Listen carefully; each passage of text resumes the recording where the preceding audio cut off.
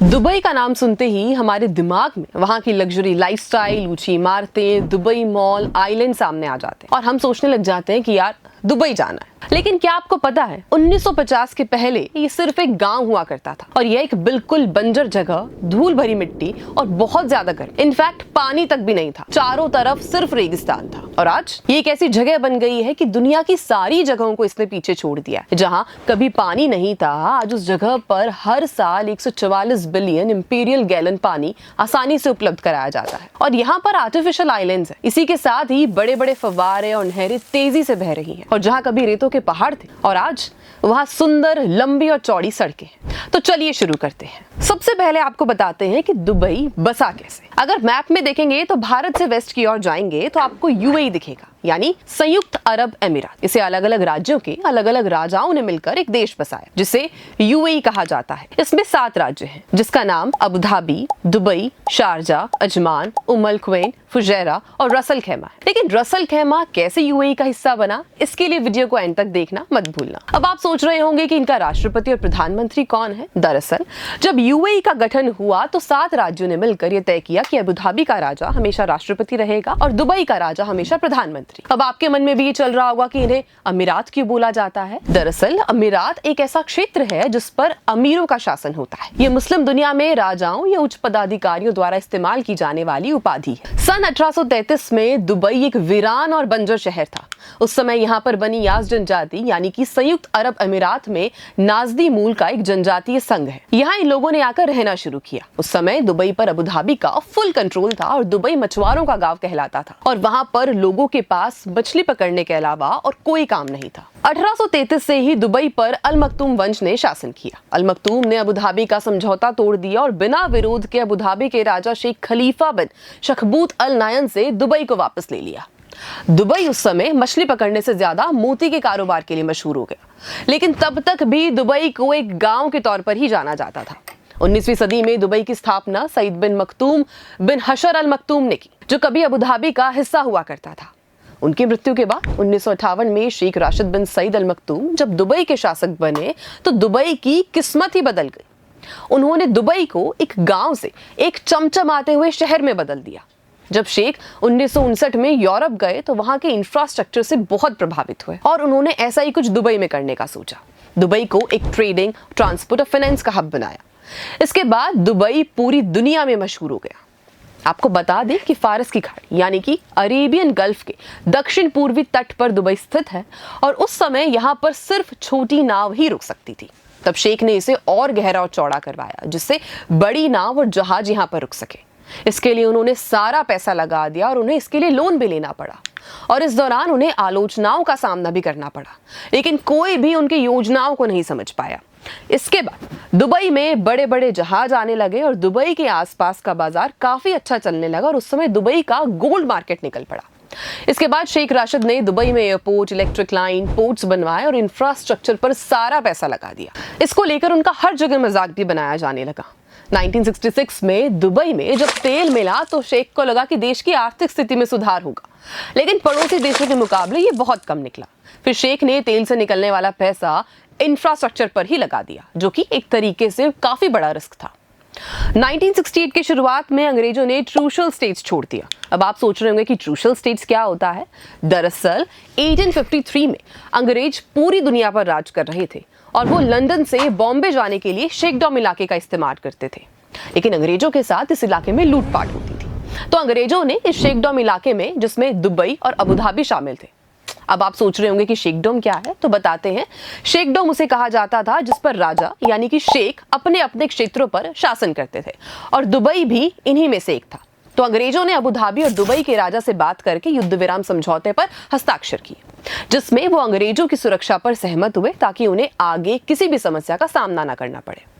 उसके बाद शेकडोम का नाम बदलकर ट्रूशल स्टेट कर दिया गया 1971 में जब यूएई यानी संयुक्त अरब अमीरात में Abu Dhabi, Dubai, Sharjah, Ajman, Umm Al Quwain और फुजैरा ने शामिल होने का फैसला लिया, लेकिन रसल खैमा ने इसमें शामिल होने से मना कर दी। लेकिन शेख सॉक्र बिन मोहम्मद अल कासिमी जानते थे कि रसल खैमा अमीरात संघ का एक खास हिस्सा है। इसको लेकर 9 फरवरी 1972 को अल खैमा के शेख सॉक्र ने अमीरात के राजनीतिक नेताओं को एक साथ बुलाया और ये तय किया कि रसल खैमा को भी 6 अमीरातों के साथ जोड़ देना चाहिए, जिसके बाद ये 7 राज्य मिलकर एक देश बनाते हैं, यूएई। फिर शेख राशिद ने 1972 में पोर्ट राशिद बनवाया और इसकी सफलता को देखते हुए 1979 में एक और पोर्ट जबल अली बनाया।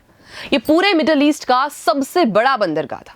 जब इन सब चीजों का निर्माण चल रहा था, उसी समय जहाजों की मरम्मत के लिए दुबई ड्राई डॉक्स का भी निर्माण किया गया और इसी के बाद से दुबई की अमीरात चमकने लगी। जब पूरा देश तेल के पैसे से बड़े बड़े महल बना रहे थे, तब उस समय शेख राशिद ने एक ऐसा काम किया जिसकी किसी को उम्मीद नहीं थी।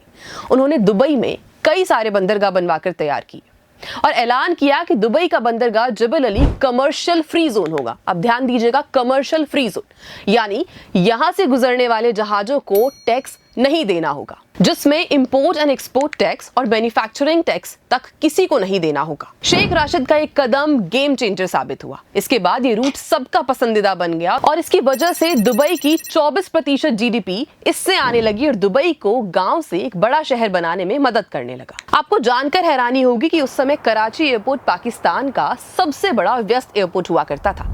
इसकी वजह थी पाकिस्तान एयरपोर्ट की लोकेशन। अमेरिका से लेकर ब्रिटिश एयरवेज तक को पाक से होकर गुजरना पड़ता था, जिसकी वजह से पाकिस्तान इंटरनेशनल एयरलाइन बहुत बड़ी हो गई थी। लेकिन शेख राशिद चाहते थे कि सारी फ्लाइटें दुबई से होकर जाए, क्योंकि दुबई प्राइम लोकेशन पर थी। इसके लिए शेख ने एक के बाद एक कई रनवे बनाए और इन रनवे के निर्माण का फायदा ये हुआ कि Singapore airlines, air India, Malaysian airlines की उड़ानों के लिए ये फ्यूल भरने का स्थान बन गया। शेख ने 1885 में एक एयरलाइन शुरू की जिसका नाम था एयर एमिरेट्स, जिसके लिए दुबई ने पाकिस्तान को ज्यादा पैसे देकर फ्लाइट खरीदना शुरू कर दिया और इसी के साथ ही पाकिस्तान का सारा बिजनेस दुबई डाइवर्ट हो गया और दुबई एयरलाइंस ने बाकी सभी एयरलाइंस को पछाड़ दिया। आपको बता दें कि शेख ने टूरिस्ट को ध्यान में रखकर दुबई को डेवलप किया है, जिससे वहां आने वाले लोग फ्रेंडली हो सके। पोर्ट और बिजनेसेस के कारण चारों तरफ के लोग यहाँ पर आना शुरू कर रहे थे। शेख मोहम्मद बिन राशिद अल मखतूम ने पर्यटकों को जोड़ने के लिए पहाड़ों की ड्रिलिंग कराकर दुबई में बड़ी बड़ी इमारतें और होटल बनवाना शुरू कर दिया और कई आलीशान होटल्स बनवाए। ऐसे में दुबई की कमाई शिप, फ्लाइट के साथ ही टूरिस्ट से भी होने लगी। शेख राशिद ने 1999 में दुबई का सबसे बड़ा होटल बुर्ज अल अरब बनवाया। ये उस समय दुनिया का सबसे ऊंचा होटल हुआ करता था। इसे आर्टिफिशियल आइलैंड पर बनवाया गया था। इस होटल बनवाने के बाद ही शेख राशिद की मौत हो गई। इसके बाद उनके बेटे शेख मोहम्मद बिन राशिद दुबई के शेख बन गए। फिर उन्होंने अपने पिता की तरह ही दुबई को और आगे ले जाने के बारे में सोचते हुए रेत पर एक से बढ़कर एक लग्जूरियस होटल और बिल्डिंग बनवाने के साथ ही रेगिस्तान पर कई द्वीप बनवाए। अब ऐसे में जहां ये सब निर्माण चल रहा था, वहां पानी की भी बहुत जरूरत थी। इसके लिए ऐसी जल प्रबंधन प्रणाली लाई गई जिससे समुद्र का पानी पीने लायक बन गया और पानी की समस्या भी हल हो गई।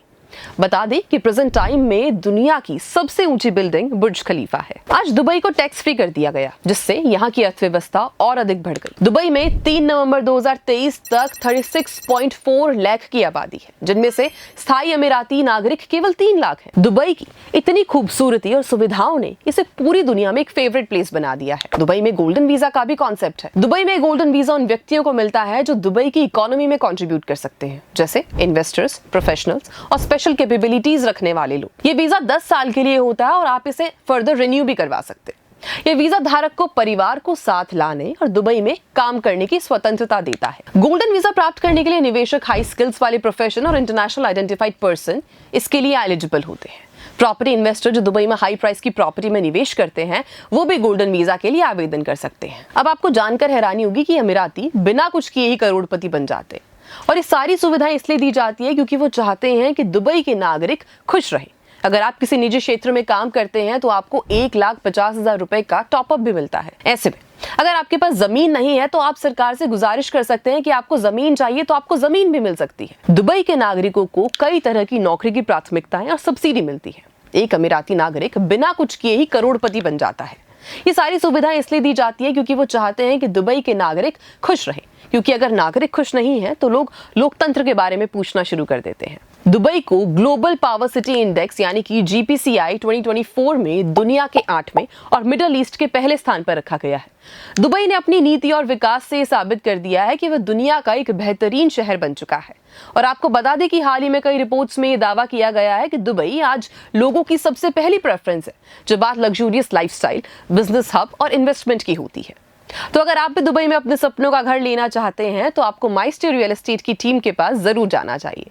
यहाँ आपको 1 करोड़ की स्टार्टिंग प्राइस में अपार्टमेंट्स मिल जाएंगे। इनके पास अपार्टमेंट्स, पेंट हाउस, विलास से लेकर प्लॉट्स और वेयर हाउसेस तक सब मिलेगा, वो भी एकदम अफोर्डेबल प्राइसेस पे।